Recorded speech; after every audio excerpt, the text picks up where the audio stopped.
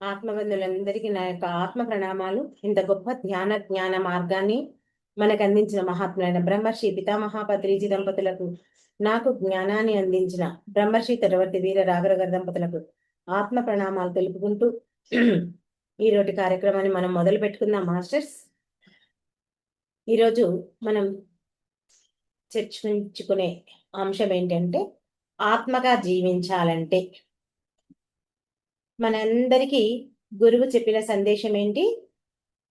మనం శరీరాలు కాదు, ఆత్మలమని చెప్పారు కదా. మరి ఆత్మగా జీవించాలంటే అనే విషయం గురించి మనం ఇప్పుడు తెలుసుకుందాం. మనిషిగా పుట్టడం సహజం, కానీ మానవత్వంతో జీవించడం ఒక సాధన. మరి దానికంటే ఉన్నతమైనది ఆత్మగా జీవించడం. ఆత్మగా జీవించడం అంటే ఎక్కడో దూరంగా ఏదో లోకంలో ఎక్కడికో వెళ్ళి జీవించడం కాదు. మనం ఉన్న చోటనే, మన కుటుంబంలోనే, మనం చేసే పనుల్లో, మన యొక్క సంబంధాల్లో, మన యొక్క ప్రవర్తనను మనం మార్చుకోవడం. మనం ఎంతసేపు శరీరాలుగా జీవిస్తున్నాం, శరీరానికి సంబంధించిన పనులే చేస్తాము, అలాగే మన యొక్క జీవితాన్ని జీవిస్తుంటాం కదా. కానీ ఇక్కడ మనలో ఈ ఆత్మజ్ఞానం పెరుగుతున్న కొద్దీ ఏం చేయాలి? మన యొక్క మాట్లాడే విధానం మారాలి, మన మాట తీరు మారాలి, మన యొక్క ప్రవర్తన కూడా మారాలి, మన ఆలోచనలు మారాలి, ఇతరుల పట్ల మన దృష్టి కూడా మారాలి. అందుకే ఆత్మగా జీవించడానికి 6 ముఖ్యమైనటువంటి సూత్రాలను మనం గుర్తు పెట్టుకోవాలి. ఏంటి అంటే అవి: వాక్కుని అదుపులో ఉంచుకోవాలి. మొట్టమొదటి పాయింట్, వాక్కుని అదుపులో ఉంచుకోవాలి. ధర్మంగా జీవించడం రావాలి. ప్రతిఫలం ఆశించకుండా కష్టపడాలి. ఇతరులను ఎప్పుడూ కష్టపెట్టకుండా ఉండాలి. సర్వకాల సర్వావస్థలయందు ఓరిమి కలిగి ఉండాలి. చిట్ట చివరిదైనటువంటి సర్వ జీవుల యందు ప్రేమ చూపించాలి. దేనిపైన? సర్వ జీవుల యందు ప్రేమ చూపించాలి. మరి దీని గురించి ఒక్కొక్కటి వివరంగా మనం తెలుసుకుందాం. చూడండి, మనకు చూడడానికి ఈ విషయాలు, ఈ 6 విషయాలు వేర్వేరుగా కనిపించిన, మనం కనుక సాధన చేస్తూ వాటిని విచారణ చేస్తే, లోపలికి వెళ్తే అవన్నీ మన ఆత్మశుద్ధికి సంబంధించినటువంటి సాధనలు. మొట్టమొదటిగా వాక్కుని అదుపులో ఉంచుకోవాలి అనే విషయం గురించి మనం తెలుసుకుందాం. మనిషికి ఉన్నటువంటి గొప్ప శక్తుల్లో ఈ వాక్కు అనేది ఒకటి. చూడండి, మనం మాట్లాడే మాట ద్వారా ఒక వ్యక్తిని మనం సంతోష పెట్టవచ్చు, లేదా గాయపరచవచ్చు, లేదా ధైర్యాన్ని ఇవ్వచ్చు. మాట్లాడేది ఒకటే మాట, దాన్ని ఎన్ని విధాలుగా అయినా చెయ్యొచ్చు, అవునా? కాబట్టి అందుకే ఆత్మగా జీవించాలనుకునే వ్యక్తి మొదట తన మాటలను గమనించాలి. అంటే ఉదాహరణకు, మనకు కోపం వచ్చినప్పుడు మనం ఏం మాట్లాడుతున్నాం? మనకేదైనా ఒక విషయం కానీ, ఒక వ్యక్తి కానీ మనకు నచ్చినప్పుడు మనము ఏమి మాట్లాడుతున్నాం? మనల్ని ఎవరైనా అవమానించినప్పుడు మన నోటి నుంచి ఎలాంటి మాటలు వస్తాయి? ఇవన్నీ మన సాధనకు పరీక్షలు. ఎందుకంటే మన నోటి నుంచి బయటికి వచ్చినటువంటి మాటను తర్వాత వెనక్కి మనం తీసుకోలేం కదా. అంటారు కదా, పెదవి దాటిన మాటకు మనం బానిసలం, మన లోపలున్న మాటకు మనం యజమానులం. గుర్తుపెట్టుకోండి, పెదవి దాటిన మాటకు బానిసలం, పెదవి లోపల అంటే మనం మనసులో ఉన్న మాటకు మనం యజమానులం. అందుకే మనకు పత్రి గారు ఇంకో విషయం కూడా చెప్తారు. మనం మాట్లాడే మాట మనకైనా ఉపయోగపడాలి, లేదా ఇతరులకైనా ఉపయోగపడాలి. ఉపయోగపడని ఒక్క మాట కూడా నువ్వు మాట్లాడవద్దు. అంటే మాట విషయంలో నువ్వు ఎంత జాగ్రత్తగా ఉండాలనేది ఇక్కడ బాగా గమనించుకోవాలి. ఎందుకంటే కాలు జారితే వెనక్కి తీసుకోగలుగుతాం, అవునా? మాట నోటుకెళ్ళి మాట జారిందనుకో ఏం చెయ్యలేం. చెప్పుకున్నాం మనం ఇందాక, మనం మాట్లాడే మాట ద్వారా ఒక మనిషికి ధైర్యం ఇవ్వచ్చు, ఆ వాళ్ళను గాయపరచవచ్చు, లేదా ప్రశంసించవచ్చు, ఏదైనా చేయవచ్చు. అందుకే మనం మన నోటి నుంచి మాట బయటికి వచ్చే ముందు 3 ప్రశ్నలు వేసుకోవాలంట. అంత సమయం మనం ఇస్తామా మాట మాట్లాడడానికి? అంత సమయం కేటాయిస్తామా మనం? ఎలాంటి ప్రశ్న వేసుకోవాలి అంటే, నేను మాట్లాడబోయే ముందు నేను మాట్లాడే మాట నిజమా, నేను మాట్లాడే మాట అవసరమా, నేను మాట్లాడిన మాట వల్ల అది ఎదుటి వారికి మేలు చేస్తుందా? ఈ 3 ప్రశ్నలకు మనలో కనుక సమాధానం లేకపోతే మౌనంగా ఉండడం మంచిది. మన వాక్కు అదుపులోకి వస్తే మన మనసు కూడా క్రమంగా అదుపులోకి వస్తుంది. ఎందుకంటే చాలా సార్లు మనలో వచ్చినటువంటి ప్రతి ఆలోచనను మనం నోటితో బయటకు చెప్పడం వల్లే మనకు చాలా సమస్యలు మొదలవుతాయి. మన మనసులో ఏదైనా ఒక ఆలోచన వచ్చింది, దాన్ని వెంటనే ఏం చేస్తాం, మనం బయటికి అనేస్తాం. అనడం వల్ల ఇతరులతో మనం సమస్యలను ఎదుర్కొంటాం. మరి ఆత్మగా జీవించేవాడు మాటను ఉపయోగిస్తాడు, మాటకు బానిసగా ఉండడు. చూడండి, ధ్యానం చేసే వాళ్ళకు, ఆత్మగా జీవించే వాళ్ళకు ఎంత జాగ్రత్తగా ఉంటారు అనేది మనం ఇక్కడ గమనించవచ్చు. ఇది వాక్కు గురించి. మరి రెండవది, ధర్మంగా జీవించడం రావాలి. ధర్మం అంటే కేవలం మనం పూజలు చేయడం కాదండి, మన యొక్క బాధ్యతలు మనం సరిగ్గా నిర్వర్తించడం. ఎక్కడ బాధ్యతలు మనం సరిగ్గా నిర్వర్తించాలి అంటే, మన తల్లిదండ్రుల పట్ల, మన కుటుంబం పట్ల, మన పిల్లల పట్ల, భార్యాభర్తల మన బాధ్యత, భార్యాభర్తలుగా మన బాధ్యత ఏంటి, సమాజం పట్ల మన బాధ్యత ఏంటి, ఇవన్నిటినీ మనం నిజాయితీగా నిర్వర్తించడం మన ధర్మం. చూడండి, మనకు అనుకూలంగా ఉన్నప్పుడు మాత్రమే మంచిగా ఉండటం ధర్మం కాదు. మనకు నష్టం వచ్చినా తప్పు చేయకుండా ఉండటమే మన ధర్మం. ఎవరు చూడకపోయినా మనం తప్పు చేయకుండా ఉండటమే ధర్మం. చూడండి, ఎవరు చూడటం లేదని మనం కొన్నిసార్లు ధర్మాన్ని తప్పుతాం.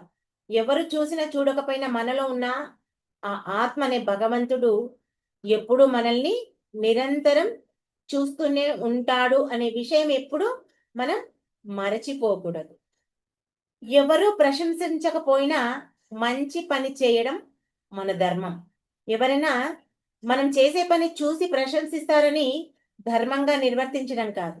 ఎవరు ప్రశంసించకపోయినా మన పని మనం చేయడం మన యొక్క ధర్మం. ఇంకా మనకు అవకాశం ఉన్న ఇతరులను మోసం చేయకుండా ఉండటం మన ధర్మం. ఎందుకంటే ఈ ధర్మం అనేది బయట నుంచి మన మీద పెట్టుకునే, బయటి విషయాలపై మనం పెట్టుకునే నియమం కాదండి. మన అంతరాత్మకు మనం ఇచ్చుకునేటువంటి గౌరవం. ఇది మనం గుర్తించాల్సినటువంటి విషయం. ఎందుకంటే ఆత్మగా జీవించేవాడు ఒక ప్రశ్న వేసుకుంటాడు. ఏమని? ఇది నాకు లాభమా అని కాదండి. ఏం చేసుకుంటాడు ఆత్మగా జీవించేవాడు? ఇది నేను చేసేది ధర్మమా? అది ఆలోచిస్తాను.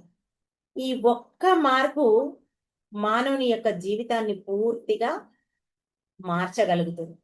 ఇది ధర్మంగా జీవించండి. నెక్స్ట్, ప్రతిఫలం ఆశించకుండా కష్టపడాలి. మానవుడు ఎక్కువగా బాధపడేది తను చేసే పని వల్ల కాదండి. తను ఏదైతే పని చేస్తాడో ఆ పనికి ఫలితం, ఆశించిన ఫలితం రాకపోవడం వల్లే బాధపడతాడు. ఎందుకు? నేను ఇంత చేశాను, నన్నెవరు మెచ్చుకోలేదు, నాకేమిచ్చారు, నన్నేం చూసుకున్నారు, నేను ఇంత ప్రేమ చేశాను, అయినా వాళ్ళు నా మీద ఏ ప్రేమ చూపటం లేదు, నేను ఇంత కష్టపడ్డాను, నాకు గుర్తింపు లేదు. ఇలా రకరకాలుగా తను చేసిన పనికి ప్రతిఫలం ఆశించేవాడు ఎప్పుడు సంతోషంగా ఉండడు. ఎప్పుడు ఎట్లా ఉంటుంది? వాని మనసంతా బాధగా ఉంటుంది. ఇక్కడ మనం చేయాల్సింది ఏంటంటే, మనం చేసే పని మీద మనకు అధికారం ఉండాలి, కానీ ఫలితం పైన మనకు ఎలాంటి అధికారం లేదు. మన పని పట్ల మనం శ్రద్ధగా ఉండి మన మనసును కేంద్రీకృతం చేసి మన పని మనం చేయాలి. మన వంతు కృషిని మనం సంపూర్ణంగా చేయాలి. ఫలితం ఆ పరమాత్మని మీద ఉంచాలి. ఇప్పుడు చూడండి, మన ఇంట్లో ఏమైనా మొక్కలు వేస్తాం, విత్తనాలు నాటుతాం, రోజు నీళ్లు పోస్తాం, వాటి చక్కగా అవి మొలుస్తుంటాయి. మనం రోజు ఆ మొక్కల్ని పీకి చూస్తామా? బలంగా లోతుకు లోపలికి వెళ్ళిపోయినాయా లేదా, ఎప్పుడు గట్టిగా అవుతాయి, ఇవన్నీ చూస్తామా? ఏమి చెయ్యం. విత్తనం వేయడం, దాన్ని శుద్ధిగా ఉంచడం, కలుపు మొక్కలు వేరడం, నీరు పోయడం, ఎరువు వేయడం మన వంతు. ఫలితం పరమాత్మ వంతు. అవునా కాదా? అలాగే మన జీవితంలో కూడా మన వల్ల ఏ పని అయితే జరగాలో ఆ పని చేయడం మన వంతు. అంతేకాని ఈ పని చేసినా నాకు ఏ ఫలితం వస్తుందో, ఎవరు మెచ్చుకుంటారో, ఎవరు ప్రశంసిస్తారో, ఎవరు పొగుడుతారో మనం ఎట్టి పరిస్థితుల్లో ఎదురు చూడకూడదు. ఫలితం ఆ పరమాత్మకే వదిలివేయాలి. నెక్స్ట్, ఇతరులను ఎప్పుడూ కష్టపెట్టకుండా ఉండాలి. చూడండి, ఆత్మగా జీవించాలంటే మనం ఒక విషయం తెలుసుకోవాలి. ఏం తెలుసుకోవాలి అంటే, నాలో ఉన్న ఆత్మే ఇతరులలో కూడా ఉంది. అలా తెలుసుకున్నప్పుడు మనం ఇతరులను ఎలా కష్టపెడతాం? ఇంకా మనం కష్టపెట్టలేం. మన మాటలతో కానీ, మన చేతలతో కానీ మనం వాళ్ళను కష్టపెట్టాం. మన స్వార్థం కోసం ఇతరులకు మనం నష్టం చెయ్యము, కష్టపెట్టం. ఎందుకంటే ఇక్కడ గుర్తుపెట్టుకోండి, ఒకరిని అవమానించడం కూడా బాధ పెట్టడం. మనం ఎవరినైనా మన మాటలతో అవమానించామనుకోండి, అది కూడా బాధే. మనకు తెలిసిన వ్యక్తి మన ముందు ఉన్నారు, మాట్లాడుతున్నారు, వాళ్ళు పోయినాక వాళ్ళ గురించి చెడుగా మాట్లాడడం కూడా మనం బాధ పెట్టడం లాంటిదే. మరి ఇంకా అవసరం లేని అనుమానం కలిగించడం కూడా బాధ పెట్టడమే. ఎవరైనా మనకు సరిపోరు, ఇలాంటి పనులు చేస్తుంటారు కదా, వాళ్ళ గురించి అనుమానం రేకెత్తించే మాటలు మాట్లాడుతుంటారు. అది మరి ఎవరితో అయితే మాట్లాడతామో వాళ్ళు తీసుకుపోయి మళ్ళీ వాళ్ళకు చెప్తారు, అప్పుడు వాళ్ళు బాధపడతారు. అది కూడా తప్పే. మరి మన వల్ల, మనం మాట్లాడే మాట వల్ల కానీ, ఆలోచన వల్ల కానీ, మన యొక్క ప్రవర్తన వల్ల కానీ ఎదుటి వ్యక్తి కనుక కన్నీరు కారిస్తే, అంటే ఏడుస్తే, మనం మన ఆధ్యాత్మిక జీవితాన్ని మనల్ని మనం పరిశీలించుకోవాలి. అర్థమైందా? మనం ధ్యానం చేస్తున్నాం, జ్ఞానం సంపాదిస్తున్నాం అన్నది ఒకటే కాదు. మన వల్ల ఎవరైనా బాధపడిందంటే మనం మనల్ని మనం ప్రశ్నించుకోవాలి, ఆత్మ పరిశీలన చేసుకోవాలి. అందుకే రోజు మనకు తటవర్తి రాజలక్ష్మి అమ్మ విచారణ విచారణ అని చెప్తుంది. ఏం విచారణ అంటే, ఈరోజు నా వల్ల ఎవరైనా బాధపడివారా, నేను ఎవరైనా బాధ పెట్టాను, ఒకవేళ బాధ పెట్టాననుకోండి, వాళ్ళను మనస్ఫూర్తిగా క్షమాపణ కోరాలి. ఇంకా సాధ్యమైతే వాళ్ళను దగ్గరికి వెళ్ళి ఆ క్షమాపణను అడగాలి. మనకు మనంగా ఉండడం కాదు. ఇక్కడ ఎవరినైనా ఎప్పుడైనా బాధ పెడితే అలా క్షమాపణ కోరి మళ్ళీ అదే తప్పు చేయకుండా ఉండగలగడమే ఆత్మ పరిశీలన. అంతే. ఇంకా ఆత్మ పరిశీలన అంటే ఇంకేదో కాదు. ఇతరులకు బాధ కలిగించకుండా జీవించడం అహింస. ఇతరుల బాధను అర్థం చేసుకోవడం కరుణ. ఈ రెండు కనుక మనలో పెరిగితే మన యొక్క ఆత్మజ్ఞానం మన జీవితంలో చక్కగా కనిపించడం ప్రారంభమవుతుంది. అర్థమైంది కదా. నెక్స్ట్, సర్వకాల సర్వావస్థల యందు ఓరిమి కలిగి ఉండటం. ఓరిమి అంటే సమస్యలు లేకపోవడం కాదండి. సమస్యలు ఉన్నప్పటికీ మనలో సమతుల్యత కోల్పోకుండా ఉండటమే ఓర్మి అంటే. చెప్పుకున్నాం, మనం ఎన్నో క్లాసుల్లో వింటున్నాం. సంతోషం వచ్చినప్పుడు పొంగి పోకూడదు, సంతోషం వచ్చినప్పుడు పొంగిపోకూడదు, దుఃఖం వచ్చినప్పుడు కుంగిపోకూడదు, బాధ వచ్చినప్పుడు కుంగిపోకూడదు, ప్రశంస వచ్చినప్పుడు గర్వపడకూడదు, అవునా. నింద వచ్చినప్పుడు కోప్పడకూడదు, లాభం వచ్చినప్పుడు మితిమీరకూడదు, నష్టం వచ్చినప్పుడు పూర్తిగా కుమిలి కుమిలి భూమికి అతుక్కోకూడదు, విరిగిపోకూడదు.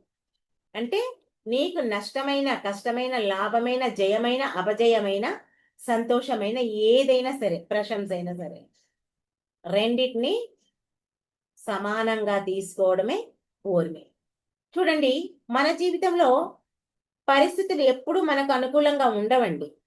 అనుకూలంగా ఉంటే ఇంకా మనంతటి వాళ్ళే లేదు. మనంతటి మనకు ఎప్పుడు అనుకూలంగా, ఎప్పుడు ఒకే విధంగా ఉండవు. అంటే కొన్నిసార్లు మనం అనుకున్నవి జరుగుతాయి, కొన్నిసార్లు జరగవు. కొన్నిసార్లు జరగవు అనుకున్నవి కూడా మనకు జరుగుతాయి. కానీ ఆత్మగా జీవించేవాడు పరిస్థితులను బట్టి తన యొక్క స్వభావాన్ని మార్చుకోడండి. బయట పరిస్థితులు మారవచ్చు, కానీ తన లోపల ప్రశాంతతను తాను కాపాడుకోవాలి. ఇది ఎవరికి సాధ్యం అంటే, ధ్యానం వల్ల మనలో పెరిగే ఒక గొప్ప శక్తి.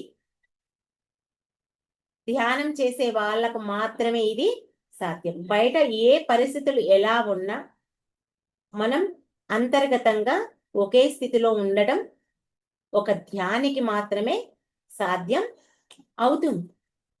చూడండి, అందరు ఏమనుకుంటారు, ధ్యానం చేయడం అంటే కళ్ళు మూసుకొని కూర్చోవడం మాత్రమే అనుకుంటారు. కానీ కళ్ళు మూసుకొని కూర్చోవడం మాత్రమే ధ్యానం కాదు. నిజమైనటువంటి ధ్యానం మనం జీవించే జీవితంలో మనకే కాదు, మనల్ని చూసిన వాళ్ళకు కూడా కనిపించాలి. అంటే ఎవరైనా మనల్ని బాధ పెట్టారనుకోండి, మన యొక్క స్పందనలో కనిపించాలి. ఎవరైనా మనం బాధ పెట్టినప్పుడు మన స్పందన ఏ విధంగా ఉందో ఎదుటి వ్యక్తికి కనిపించాలి. ఎవరైనా మనల్ని విమర్శించినప్పుడు మన ఓరిమిలో కనిపించాలి.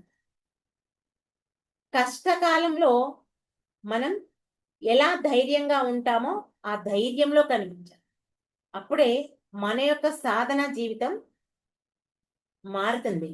అదే అండి, సర్వకాల సర్వావస్థల యందు ఓర్మి కలిగి ఉండాలి అంటే ఒక ధ్యాన జీవితాన్ని బట్టే ఆ యొక్క జీవితం ఆధారపడి ఉంటుంది. అప్పుడు మాత్రమే మన సాధన జీవితంగా మారు. నెక్స్ట్, సర్వ జీవుల యందు ప్రేమ చూపించాలి. ఆత్మగా జీవించేవాడి హృదయంలో ఎప్పుడూ ప్రేమ సహజంగా పెరుగుతుంది కదా. అంటే ప్రతి జీవి పట్ల ప్రేమను చూపిస్తాడు. ఎందుకంటే అతనికి ఒక సత్యం అర్థమవుతుంది. ఈ కనిపించే జీవులు వేరువేరుగా కనిపిస్తున్నా ఆ లోపల ఉన్నటువంటి ఆ జీవశక్తి ఏదైతే ఉందో అది అందరి లోపల ఉన్నది ఒకటే. అందుకే సాటి మనిషిని ప్రేమిస్తాడు, సృష్టిలో ఉన్నటువంటి జంతువులను, పక్షులను, ప్రకృతిని అన్నిటినీ ప్రేమిస్తాడు, ప్రేమించాలి కూడా. అలా కాకుండా మనకు ఉపయోగపడే వారిని ప్రేమించడం నిజమైన ప్రేమ కాదండి. మనకు ఆ వ్యక్తి వల్ల ఏ ఉపయోగం లేకపోయినా, మనకు నచ్చని వ్యక్తి అయినా మనం ద్వేషాన్ని పెట్టకుండా ప్రేమించగలగడమే ఆత్మగా జీవించే వ్యక్తి యొక్క సిద్ధాంతం. ఆత్మగా జీవించాలంటే అంత ఈజీ కాదు. నచ్చని వ్యక్తిని కూడా ప్రేమించగలగాలంటే ఎంత ఆ సాధనలో, ఆ జ్ఞానంలో పండిపోవాలి. ఇక్కడ మనం ఒక విషయం గుర్తుపెట్టుకోవాలండి. ఏంటంటే ప్రేమ అంటే తప్పును సమర్థించడం కాదు. ఎవరైనా తప్పు చేస్తే అది తప్పు అని చెప్పవచ్చు. అక్కడ తప్పేం కాదు. కానీ ఆ తప్పును ద్వేషంతో కాదు, కోపంతో కాదు, ప్రతీకారం తీర్చుకోవాలనే భావంతో కూడా కాదు. ఆ తప్పును సరిదిద్దాలనే ప్రేమతో మనం చెప్పాలి. చూడండి, ఒక తల్లి ఉంది. తల్లి ఏం చేస్తుంది? తన బిడ్డను ప్రేమ చేస్తుంది. మరి బిడ్డ తప్పు చేయకుండా ఉంటుందా? ఎప్పుడో ఒకప్పుడు, ఎప్పుడో ఒకసారి ఏ బిడ్డైనా తప్పు చేస్తుంది. తప్పు చేసినప్పుడు ఆ తల్లి మందలించకుండా ఉంటుందా? మందలిస్తుంది. మరి అప్పుడు అది ద్వేషమా? అంటే అది ద్వేషం కాదు. అదే విధంగా మనం కూడా ఇతరుల పట్ల ప్రేమతో వ్యవహరించాలండి.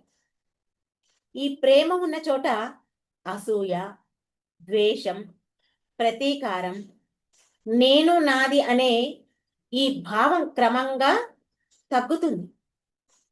ఇవన్నీ ఎప్పుడైతే తగ్గుతాయో మన హృదయం ఎంతో విశాలమవుతుంది. అందుకే మనం ఈ 6 సూత్రాలను ఒకసారి మనం మన మనసులో తీసుకోవాలి. అంటే మనకు మనం మననం చేసుకోవాలి. ఏంటిది? మొట్టమొదటిది వాక్కును అదుపులో ఉంచుకోవాలి. అంటే మన మాట బయటకు రాకముందే ఆలోచించాలి. రెండవది ధర్మంగా జీవించాలి. అంటే లాభం కోసం ధర్మాన్ని ఎట్టి పరిస్థితుల్లో వదులుకోకూడదు. మూడవది ప్రతిఫలం ఆశించకుండా కష్టపడాలి. అంటే మన కర్తవ్యాన్ని మనం నిర్వర్తించాలి, కానీ ఫలితాన్ని పట్టుకొని బాధపడకూడదు. నాలుగవది ఇతరులను కష్టపెట్టకూడదు. అంటే మన వల్ల ఎవరి హృదయానికైనా అనవసరమైన బాధ కలగకుండా చూసుకోవాలి. ఇది ఇతరులను కష్టపెట్టకూడదు. ఐదవది ఎలాంటి పరిస్థితుల్లోనైనా మనం ఓర్మి కలిగి ఉండాలి. అంటే మనం జీవించే జీవితంలో పరిస్థితులు మారినా సరే మనం మాత్రం మన అంతరంగ ప్రశాంతతను కాపాడుకోవాలి. చివరిది సర్వజీవుల పట్ల ప్రేమ కలిగి ఉండాలి. ఎందుకంటే మనలో ఉన్న ఆ జీవ చైతన్యము ప్రతి జీవిలో. కాబట్టి చివరిగా మనల్ని మనం ప్రశ్నించుకోవలసిన మాట, మాట్లాడే మాటలో ఎంత పవిత్రత ఉంది అనేది మనం ఇక్కడ చూసుకోవాలి. అంటే నేను జీవిస్తున్న విధానంలో ఎంత ధర్మం ఉంది, నేను చేసే పనిలో ఎంత నిస్వార్థం ఉంది, నా వల్ల ఇతరులకు ఎంత మేలు జరుగుతుంది. ఇవన్నీ మనం ఎంతసేపు మన యొక్క జీవితం గురించి మనం ఆలోచిస్తాం. ఇతరుల జీవితం గురించి మనం ఏమీ ఆలోచించం. కానీ మన జీవితం మనం జీవిస్తూ ఇతరులకు బాధ పెట్టకుండా, ఇతరులకు లాభం చేకూర్చే విధంగా మన జీవితం ఉండాలి. మరి ఇంకా కష్టకాలంలో నాకు ఎంత ఓర్మి ఉంది. చివరిది నా హృదయంలో సర్వజీవుల పట్ల ఎంత ప్రేమ ఉంది. ఈ 6 ప్రశ్నలు మనం కనుక నిజాయితీగా సమాధానం చెప్పగలిగిన రోజే మన యొక్క ఆధ్యాత్మికత ప్రయాణం సరైన మార్గంలో మనకు నడుస్తుంది. చూడండి, ఇక్కడ ఆత్మజ్ఞానం అంటే కేవలం నేను ఆత్మనని తెలుసుకోవడం మాత్రమే కాదండి. నేను ఆత్మననే మాట, ఆ జ్ఞానం మన మాటల్లో కనిపించాలి. మనం ఏదైతే ధర్మాన్ని అనుసరిస్తున్నామో ఆ ధర్మంలో కనిపించాలి. మనం చేసే పనిలో కనిపించాలి. మన యొక్క జీవితంలో కష్ట సుఖాల్లో కానీ, లాభ నష్టాల్లో కానీ ఎక్కడైనా సరే మన యొక్క ఓర్మి లభించాలి. అక్కడ కనిపించాలి. ఇంకా మనం చేసే ఎదుటి వ్యక్తిని కానీ, సాటి జీవిలో కానీ ఆ ప్రేమలో కనిపించాలి. అప్పుడు మాత్రమే మన యొక్క జ్ఞానం జీవనంగా మారుతుంది. అంటే ఇక్కడ ఒకటే గుర్తుపెట్టుకోండి, వాక్కులో పవిత్రత ఉండాలి, జీవితంలో ధర్మం ఉండాలి, కర్మలో నిస్వార్థం ఉండాలి, ప్రవర్తనలో అహింస ఉండాలి, మనసులో ఓర్మి ఉండాలి, హృదయంలో ప్రేమ ఉండాలి.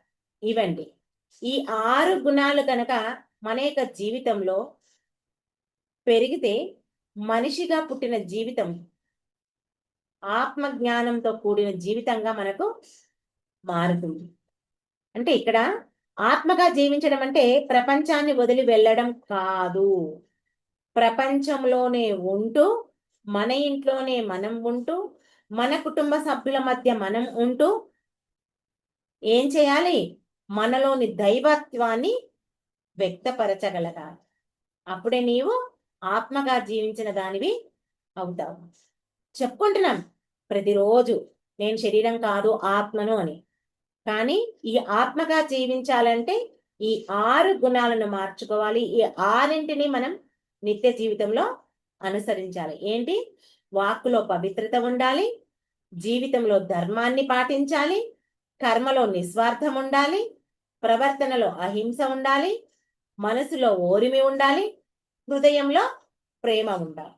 ఈ 6 కనుక నువ్వు పర్ఫెక్ట్ గా నీ జీవితంలో పాటిస్తే నీవు ఆత్మగా జీవించినట్టు. అర్థమైంది కదా? ఇవన్నీ సాధ్యం కావాలంటే పత్రి గారు ఇచ్చినటువంటి శ్వాస మీద ధ్యాస ధ్యానం ద్వారా మాత్రమే మనకు సాధ్యం అవుతుంది. ఓకే మాస్టర్స్, అవకాశం నాకు ఇచ్చినందుకు మీ అందరికీ నా యొక్క కృతజ్ఞతలు. Thank you, thank you, thank you. అందరం కాసేపు ధ్యానంలో కూర్చుందాం.